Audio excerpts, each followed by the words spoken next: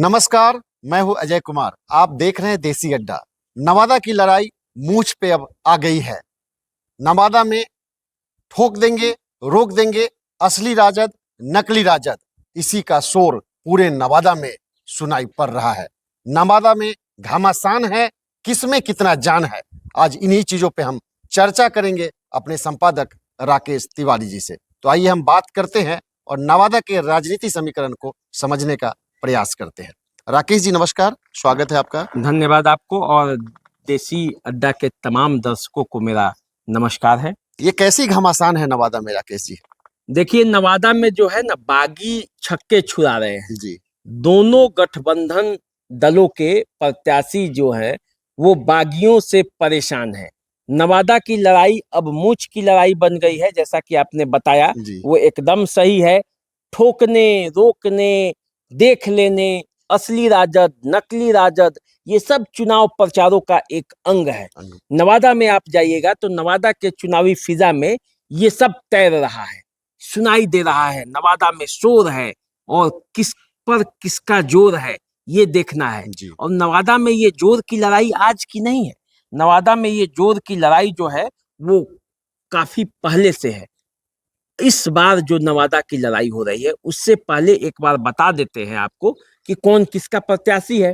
पूरी कहानी बताते हैं। जी जी बिल्कुल। उसमें नवादा में जो एनडीए के तरफ से विवेक ठाकुर है, जो सीपी ठाकुर के पुत्र है, इस बार भाजपा के कोटे में आई है तो नवादा में विवेक ठाकुर को टिकट मिला है। दूसरे तरफ से यहाँ से टिकट चाह रहे थे लोजपा के तरफ से गुंजन सिंह, जो सिंगर हैं, वो माने नहीं, चुनाव निर्दलीय लड़ रहे हैं। तो वो कितना विवेक ठाकुर को नुकसान पहुंचाएंगे ये देखने की बात है, ये भी देखेंगे हम लोग। इधर यदि आप महागठबंधन खेमा में आएंगे तो यहाँ महागठबंधन में यहाँ से श्रवण कुशवाहा को आरजेडी ने इस बार टिकट दिया है।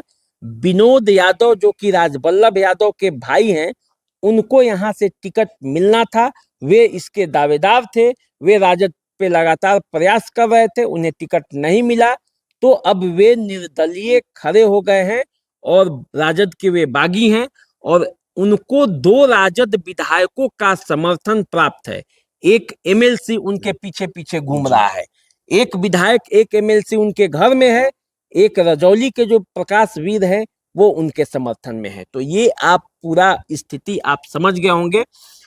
श्रवण कुशवाहा के समर्थन में अशोक महतो हैं, जो इलाके के डॉन माने जाते हैं, जिनको लेकर ये कहा जा रहा है कि ठोक देंगे, रोक देंगे, इलाका उनका है, इलाके में उनका चलेगा। राजबल्लभ यादव के गुट द्वारा कहा जाता है ये इलाका राजबल्लभ यादव का है।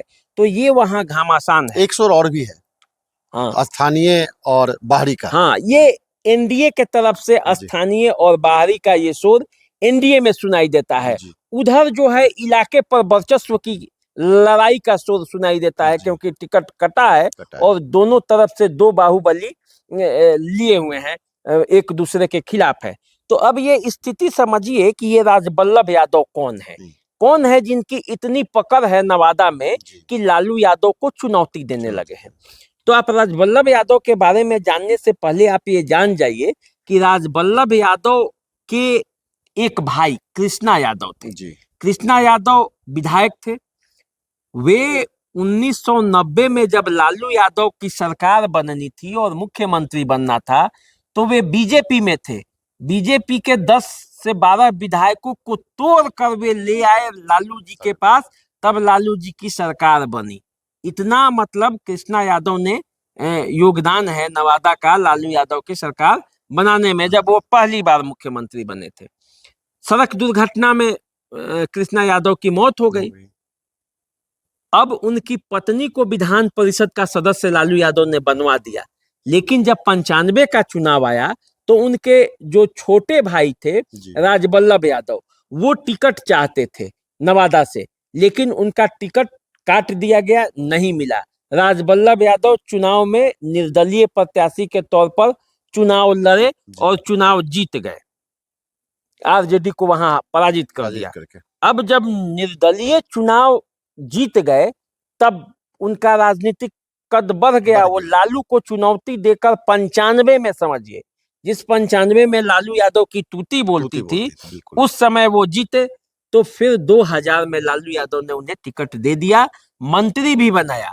तो राज बल्लभ यादव का वो पूरा इलाका था, क्योंकि राज बल्लभ यादव, वो जो पूरा नवादा का इलाका है, पहाड़ी इलाका पहाड़ी है, इलाका। पत्थरों के माना जाता है कि राज बल्लभ यादव के बारे में ये कहा जाता है कि वो पत्थरों का अवैध खनन करके जी। पूंजी बनाए। उन्होंने कई मतलब धन अर्जित किया, और उस धन जब आता है तो फिर सिस्टम डेवलप हो जाता है। तो राज बल्लभ यादव के आगे नवादा के इलाके में आरजेडी के सेक्टर में किसी की चलती नहीं थी।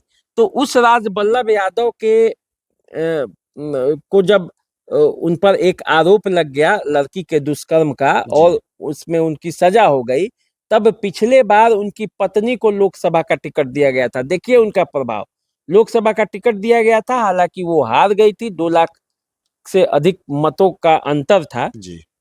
और ये मामला हुआ। तब जो विधान परिषद का बीच में चुनाव हुआ, उसमें वो अपने भतीजा अशोक यादव के लिए टिकट चाहते थे। लालू यादव, तेजस्वी यादव ने टिकट नहीं दिया, इसी श्रवण कुमार को टिकट दिया जो चुनाव मैदान में अभी एमपी के हैं। तो श्रवण कुमार कुशवाहा को टिकट दे दिया। राज बल्लभ यादव अपने भतीजा को चुनावी मैदान में लाए निर्दलीय, और फिर उसको जिताया। तो ये प्रभाव आप देखिए, इसीलिए मैं कहता हूं कि आरजेडी में उनका कितना ये है, कद बड़ा है। हाँ, श्रवण कुमार हार गए चुनावी मैदान में, फिर उनको टिकट कटा है, फिर निर्दलीय मैदान में उनके भाई विनोद यादव हैं।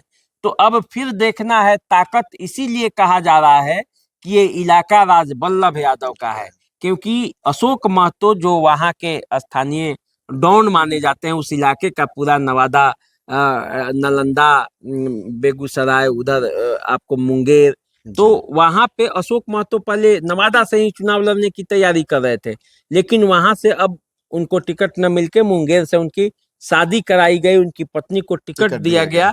तो अब वे नवादा में सक्रिय हैं कि किसी भी तरह से लालू यादव के कहने पर श्रवण कुमार कुशवाहा को जीत दिलाया जाए, इसीलिए वहां इतना घमासान है।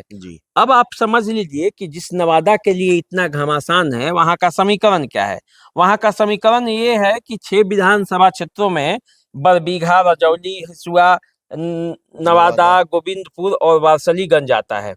तो बरबीघा में जदयू के सुदर्शन कुमार जीते हुए हैं, जबकि रजौली में राजद के प्रकाश वीर हैं, हिसुआ में नीतू कुमारी हैं कांग्रेस की, नवादा में विभा देवी हैं, गोविंदपुर में एमडी कमरान है आरजेडी के, विभा देवी भी आरजेडी के हैं, और वारसलीगंज में अरुणा देवी हैं, ये भाजपा के हैं। तो 2 सीटों पर बीजेपी का कब्जा है, 2 सीटों पर एनडीए का कब्जा है, माने एक पर बीजेपी, एक पर जदयू। 4 जो महागठबंधन के प्रत्याशी हैं, इनमें से 2 पर जो रजौली है और नवादा है, प्रकाश वीर और विभा देवी, ये दोनों विनोद यादव को समर्थन दे रहे हैं।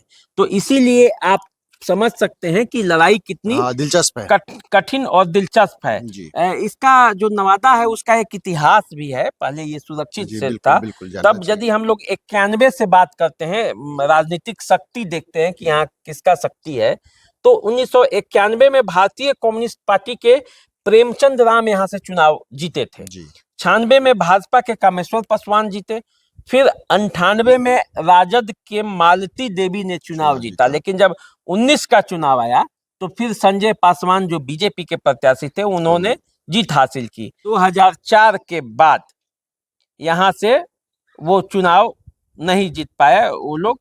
14 में बीजेपी के गिरिराज सिंह चुनावी मैदान में बाजी जीते, और 19 में चंदन सिंह यहाँ से जीते हैं।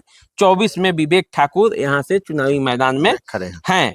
अब जो पिछला चुनाव था, यहाँ से लोजपा के प्रत्याशी जो चंदन सिंह थे, वो 1,48,000 मतों से विभा देवी को पराजित किए थे, जो अभी नवादा की विधायक हैं और जो विनोद यादव के पक्ष में है।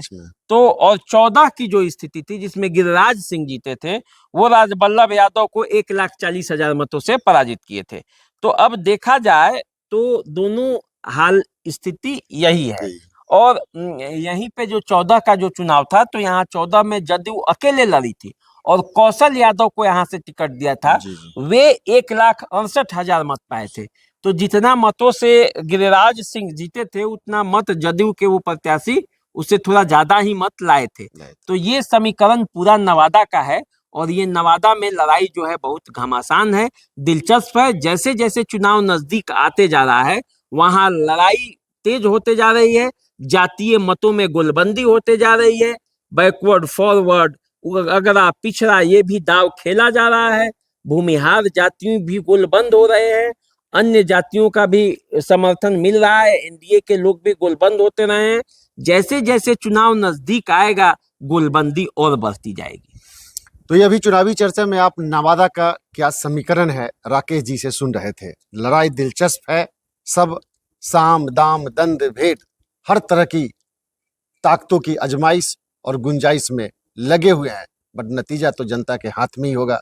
अब लोकसभा चुनाव के बाद नतीजे किस तरह के सामने आते हैं वो आपके सामने होगा।